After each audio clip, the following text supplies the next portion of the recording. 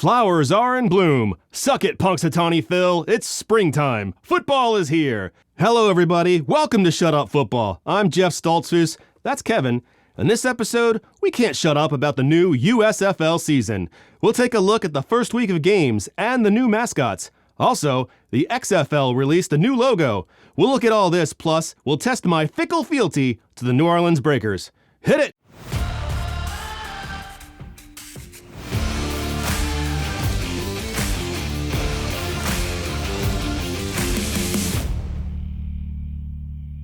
If you're new to the show, we talk NFL, we talk fantasy, and we talk all things football here. Mostly we make fun of it.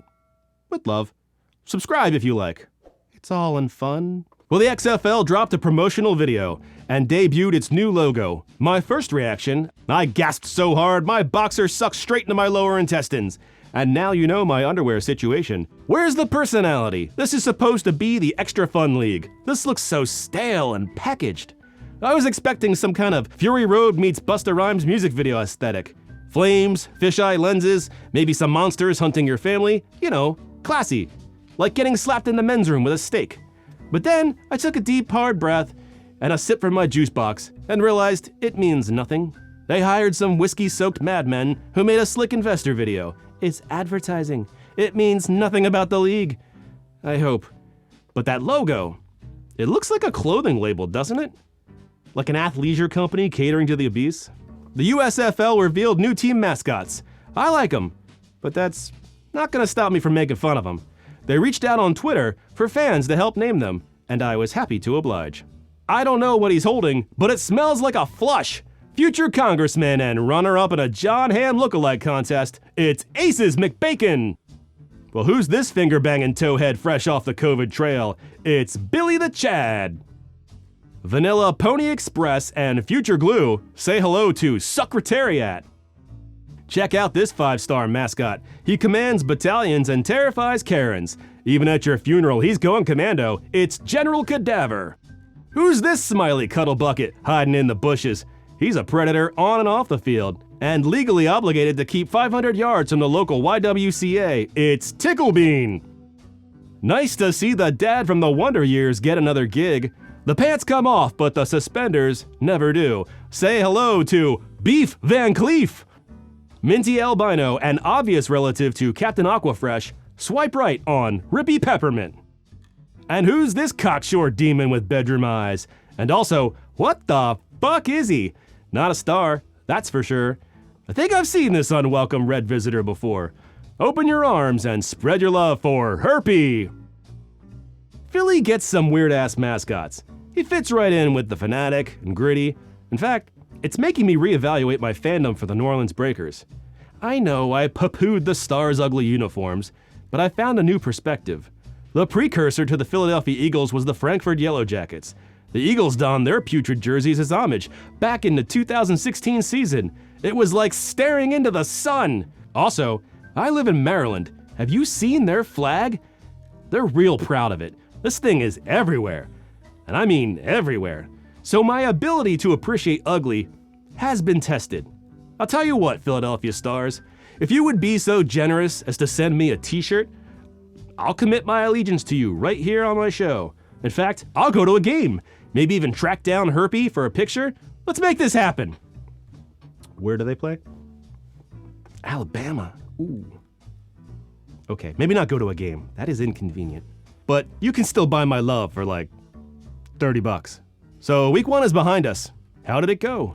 Viewership was decent for the opener, but lagged the second day, down from the previous XFL and even AAF viewership numbers. I thought the opening night game, the Stallions versus Generals, was great fun.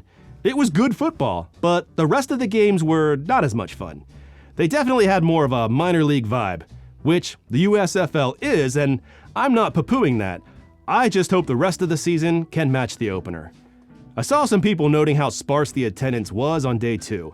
Opening night was pretty full, but that's because the Stallions are the home team. You have to wonder what kind of attendance they're going to pull for other teams, because so far, not so much. Let's hit some likes and dislikes.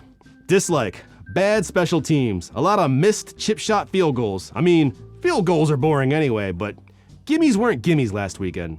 Like Saturday night football. I'm married with kids, so I don't have anything to do on a Saturday anyway, and if I do, I don't like it. It's nice to have a Saturday football game. Dislike, drones. I like the idea, but it doesn't add anything more than the existing cable cam, and most of the shots end up lower quality and poorly framed. Maybe they can experiment and find a better use for them. I really don't care to see a drone shot of a field goal, and I gotta wonder what the players think of them. Are they distracting? Because they're distracting to me as a fan. I keep thinking there's flies on my TV, and then I hear buzzing, and I think they're bees, and then I get all optimistic about honey, and there's none. Dislike, helmet cams.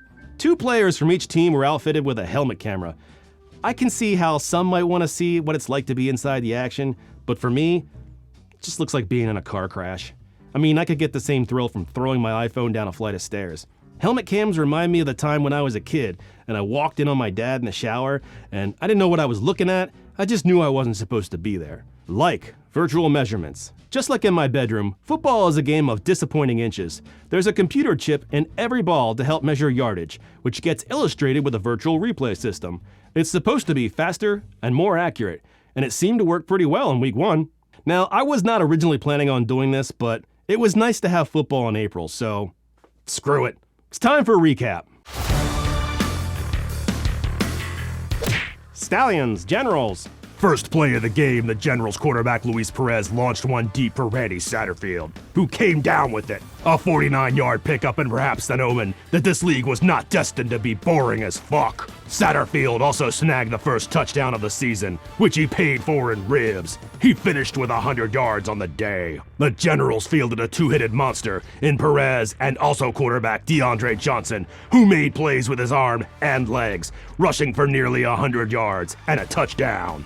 Stallions quarterback Alex Magoo started slow, but found Osiris Mitchell in the end zone, where he palmed one for 6. Later, Magoo was lost to an ankle injury, forcing backup Jamar Smith into action. But did he look scared? Actually, no. That is the kind of smile that lights up a room. Jamar sparked the offense, and in the end, he took him on a 10-play drive that ended with him diving into the end zone for a Stallions victory. I'm sure the Generals had questions, like how did it all get away from them? And what's up with that defender chewing on a flosser during the game? Does he have a bag of them hidden on the bench somewhere? He must. There's no way it was the same one the entire game, right? Stars, Breakers. Stars quarterback Brian Scott came out strong with a couple of touchdowns. First to the Breakers as a show of confidence he can play from behind. And then to his own team, tight end Bug Howard. Breakers edge rusher David Bellamy was a major disruption. He ran up 3 sacks in the first half and ran his sassy little mouth the rest of the game. The Breakers showed well with the run. Jordan Ellis ground out some tough yards and crammed one in for a touchdown. TJ Logan turned the corner and sliced one up the middle for 6. They go for the 2-point conversion, and somehow they got it after it bounced off the defender and into Logan's tender mitts. Logan had 181 all-purpose yards. The Stars found success with Matthew Colburn II on the short pass. And again later, after avoiding the blitz, Darnell Holland took the long way to the house. The Stars had moments, but the Breakers were in control most of the game.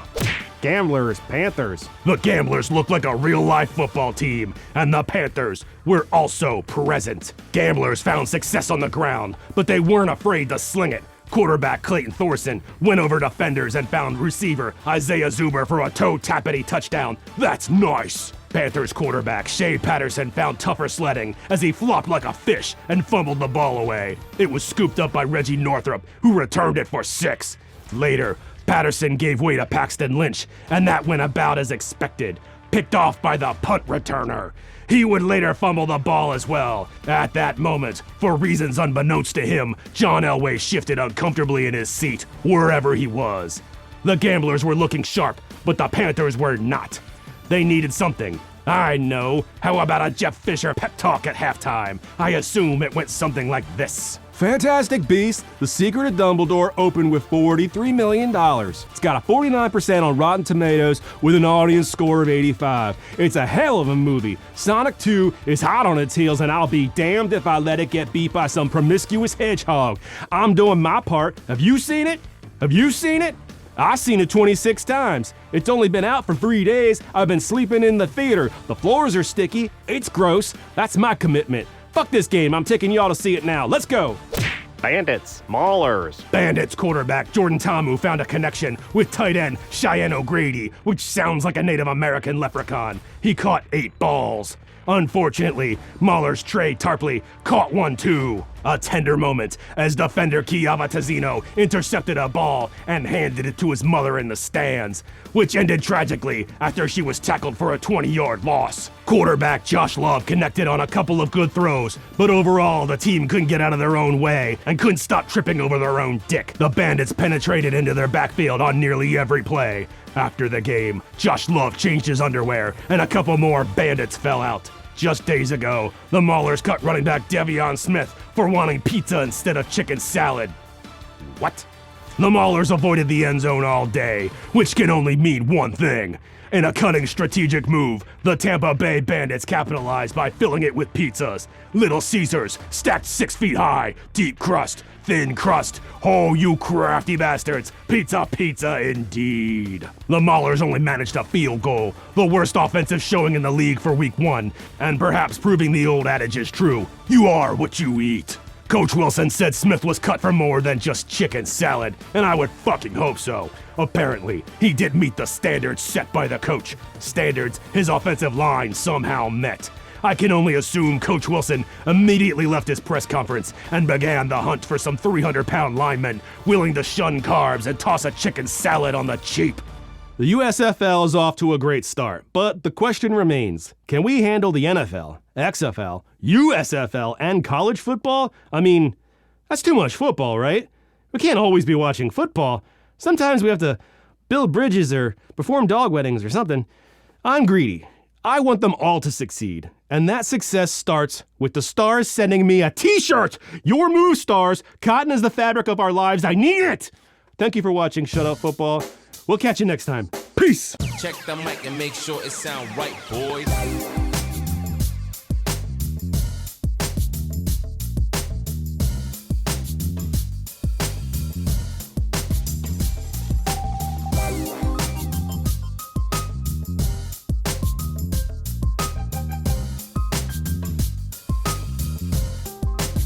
It sound right, boy. I don't have anything to do on a Saturday night.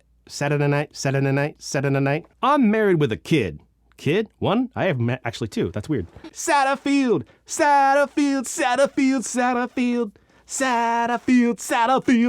it, Punxsutawney Phil.